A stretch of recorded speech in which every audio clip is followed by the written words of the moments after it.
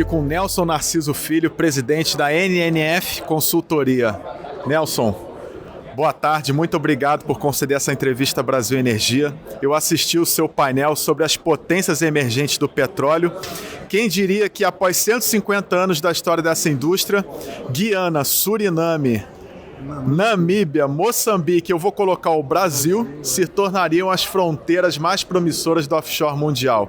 Mas são países que chegaram tarde a essa corrida pela busca do petróleo. Quais são os desafios que esses países têm para poder recuperar o tempo perdido e se industrializar?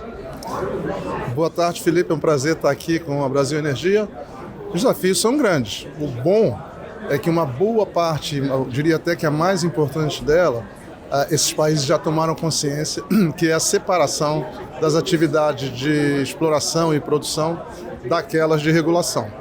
Então você vê em Angola, você vê em Moçambique, você vê na Namíbia, você vê em Gana, você vê em vários dos países de África, inclusive no próprio Suriname e Guiana, uma certa preocupação em separar essas atividades e trazer um pouco mais de governança, um pouco mais de, vamos dizer assim, naturalidade para o processo, né? Isso por um lado, eu acho que é muito bom e muito positivo. Por um outro lado, a indústria de petróleo e gás, ela tem o seu próprio jeito de conduzir, tem os seus requisitos, tem os seus requerimentos, que são requisitos que demandam muita, vamos dizer assim, formação no que diz respeito à qualidade, ao senso de urgência, ao senso de custo. Todas essas coisas são coisas que não se, vamos dizer assim, injeta na corrente sanguínea. Você precisa de um certo tempo. Bom, e eu falo isso como presidente da NNF Consultoria em Energia, é que a gente já vê nesses países um belo e um grande movimento no sentido de desenvolvimento de capacidade local, desenvolvimento das indústrias locais, que vai levar tempo, mas acho que eles estão no trend certo, estão no trend correto para realmente atender e responder como precisa atender e responder à indústria de petróleo e gás. Nelson, como você disse, há um senso de urgência, um senso de custos e tem uma transição energética chegando. Esses países têm necessidades econômicas e sociais e precisam alavancar o seu desenvolvimento utilizando o recurso natural. Você foi diretor da ANP. Você tem uma experiência regulatória, a questão do conteúdo local muito forte em você. O que os países africanos, especialmente Moçambique, que fez parte do painel, eles podem aproveitar, tirar como lições da experiência brasileira? Eu acho que o Brasil tem uma experiência muito boa, eu diria em todos os aspectos da indústria de petróleo e gás. Algumas experiências elas vêm precedidas realmente de lições aprendidas, tem algumas lições que não são aplicáveis, mas eu vejo que cada vez mais os países de África, mais fortemente os países de língua portuguesa, eles têm vindo a beber mais e mais na fonte do Brasil. Eu acho que no que diz respeito a conteúdo nacional, ou conteúdo local, existe vamos dizer assim, uma grande força impulsionadora para que haja uma confluência das várias iniciativas de conteúdo local, no sentido de se estabelecer uma política ou uma estratégia nacional. Isso passa e tem passado muito pelo desenvolvimento das capacitações de mão de obra, e eu vejo que eles têm trazido muita gente para o Brasil. Nesse momento, por exemplo, tem um grupo de angolanos fazendo vamos dizer assim, um curso de especialização na parte de regulação, referente à regulação junto à instituição da Universidade de IBP. Nós vemos mais e mais e mais, de alguma forma, eles bebendo da experiência do Brasil no que diz respeito à regulação. E, de novo, eu acho que eles estão no caminho que precisa estar.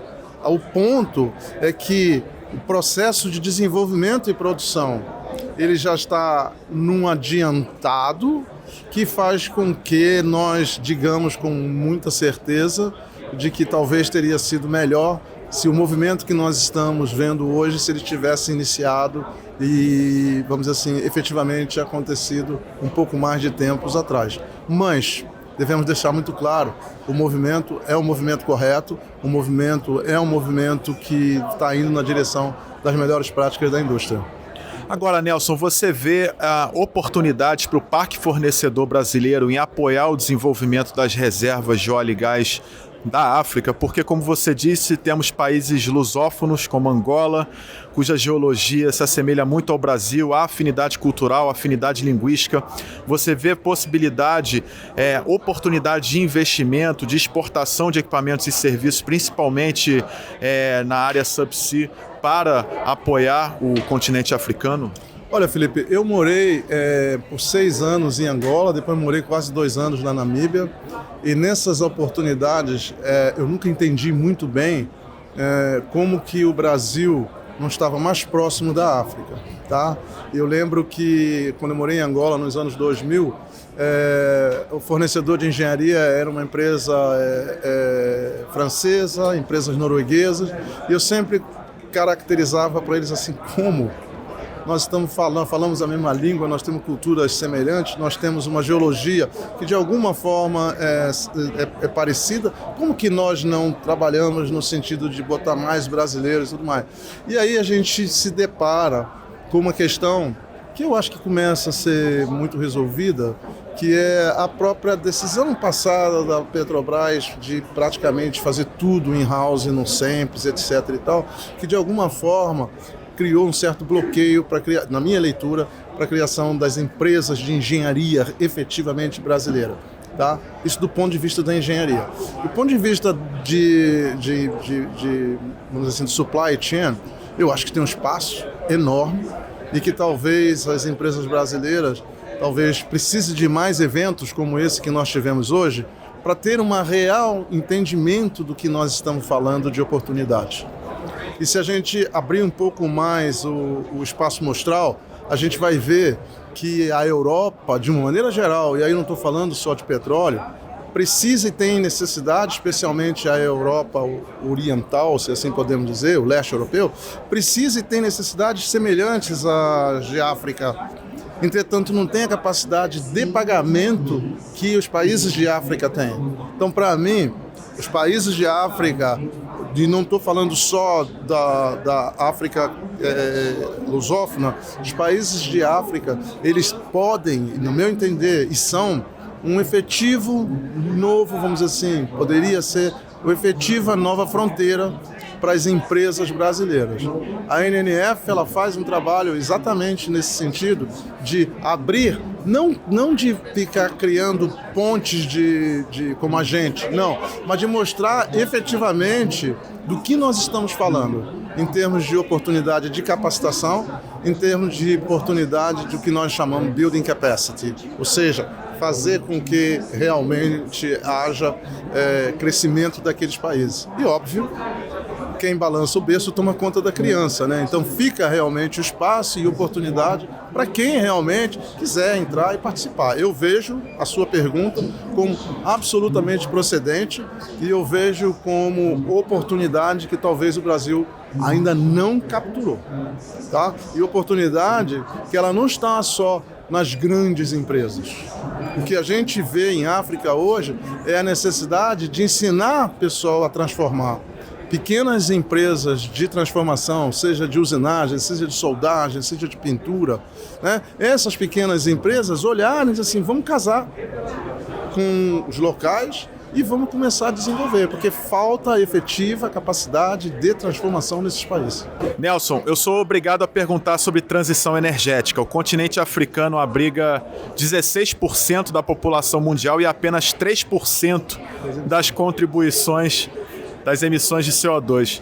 Como é que a África, um continente que tem tudo para se desenvolver, rico em recursos naturais, como é que o continente há de lidar com os desafios da transição energética face a essa necessidade de desenvolver suas reservas para desenvolver suas economias? Então, Felipe, esse é um ponto muito interessante. Ele é um ponto muito interessante porque todos nós queremos fazer, vamos dizer assim, o que é o melhor para o meio ambiente. Dito isso, eu acho que a transição energética ela é inexorável. Ela vai acontecer. O que precisamos verificar é com que velocidade ela vai acontecer em cada região, né? Então, se a gente olha a Europa, que patrocina com absoluta propriedade a questão da transição, a gente entende, tá? Mas aí quando você olha para o Brasil, por exemplo, né, onde quase 50% da matriz, vamos dizer assim, energética do país já é uma matriz dita limpa, dita renovável, porque nós estamos falando de 48% renovável para 52% de fóssil, quando o mundo lá fora está com 14% de renovável, né? Quando nós olhamos para a matriz, vamos dizer assim, elétrica no Brasil, nós estamos falando de 80% a 84%, dependendo da situação, renovável, quando o mundo está falando de 27%. Então o Brasil está posicionado onde o mundo está planejando estar em 2050. Então a transição energética para o Brasil deve ser olhada da mesma forma que a transição energética para a Europa. Agora reverte isso para a África. Você tem países com diferenças sociais enormes. Moçambique, mais de 50% do pessoal do Moçambique não tem energia elétrica. Se você olha para o norte da Namíbia, nós estamos falando algo parecido, né? Então você para e pensa com essas grandes descobertas, como é que se deve tratar a transição? Com todo respeito, nós queremos realmente, devemos realmente buscar o meio ambiente, né? Mas esses países, o processo de transição energética deles, muito certamente deve ser um processo um tanto diferente do processo de transição energética da Europa. Então, o que nós talvez tenhamos todos que olhar ótimo, vamos sim, e sou favorável a que tenhamos, né? Que tenhamos essa visão da transição, e volto a dizer, ela é inexorável. Só que o pace, a forma de caminhar, a velocidade das coisas acontecerem, essa tem que ser respeitada as diferentes características. É bem assim que eu vejo, sabe? Eu acho que tem que se fazer, e eu não sei nem se o nome certo a gente devia falar transição energética, mas as transformações que estão acontecendo, né? Porque se a gente olha a transição, nós falamos de transição desde lá da Revolução Industrial, que a gente vem num processo, o mundo vem num processo de transição, né? O que hoje, minha visão precisa ser feito, precisa ser olhado, é como que tudo isso deve ser conduzido, né? Com que velocidade, com que forma, entende? Mais do que ter uma definição única e é por aqui tão somente. Nisso que eu estou falando, eu não me ponho absolutamente contrário à transição energética, não. Eu me ponho a que nós tenhamos de ter uma transformação, ou transição, whatever name que querem colocar, mas que ele respeite realmente algumas das boas características de situação efetiva de cada país. Legal. Para a gente encerrar, Nelson, eu acho que todo mundo está curioso em relação à Namíbia. A Shell e a Total Energy fizeram inúmeras descobertas, é um país onde você já morou, são reservas estimadas em bilhões e é um país muito pequeno.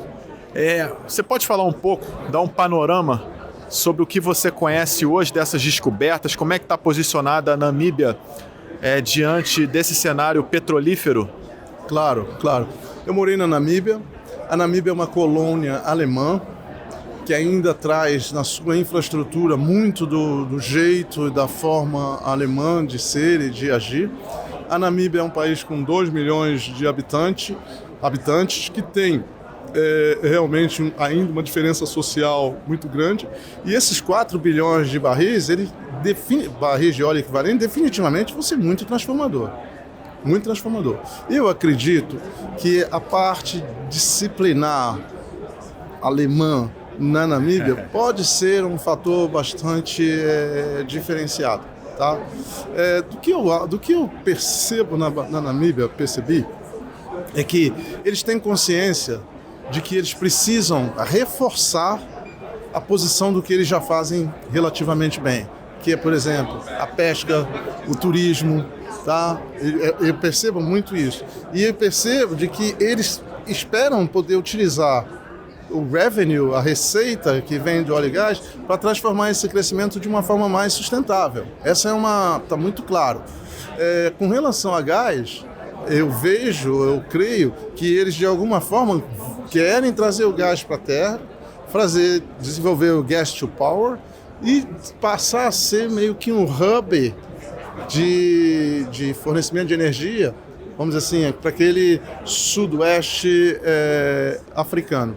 Por outro lado também, que me parece interessante colocar, é que a Namíbia tem uma característica um pouco diferente dos outros países, em que no momento que a licença é assinada para exploração, os países os operadores, eles passam a ter vamos dizer assim, um compromisso de aportar um determinado valor para um fundo que eles chamam de Petrofund, que na verdade é um fundo de desenvolvimento de capacitação de petróleo, da mão de obra. Então eles têm treinado muita gente, vamos dizer assim, vamos dizer assim, no soft do petróleo, mas na parte jurídica, na parte econômica, e eles agora começam a ver a necessidade de treinar também no que a gente pode chamar do hardware, que seria engenharia, na parte de instalação, desenvolvimento, e perfuração e etc.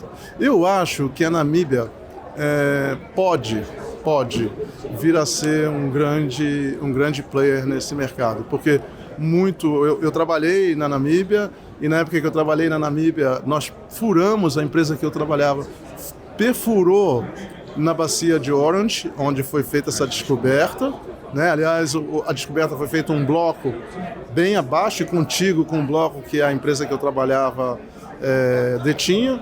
E o pessoal da empresa, conversei por acaso com amigos, e disse, acredito até que a estrutura vá pedir uma unitização naquela área. Mas objetivamente, eu vejo que a Namíbia pode vir a ser um grande diferente player para essa indústria de petróleo. Tá? Nelson, quero te agradecer pela entrevista mais uma vez. Muito obrigado e boa feira para você. Para mim é sempre um prazer falar com você, Felipe. Para mim é sempre um grande prazer falar com você. Muito obrigado, tá bom?